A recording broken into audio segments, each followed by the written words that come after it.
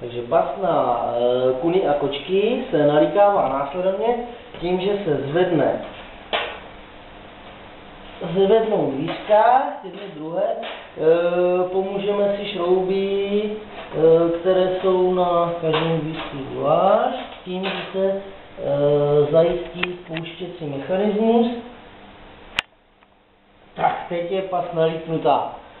K pasti je přiložen košiček ochranný, který vlastně zabraňuje tomu, aby když kuna šmejdí kolem návnady připevněné na hák, nemohla spustit nechtěně mechanismus.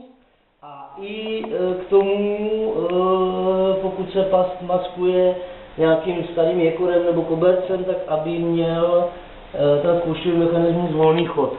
Pak stačí jenom, když kuna zatáhne za hák nebo šlápne na nášlap a pas spustí, nemůže dvířka zvednout z toho důvodu, že je ta západka položená vlastně a nemůže zvednout ty dvířka.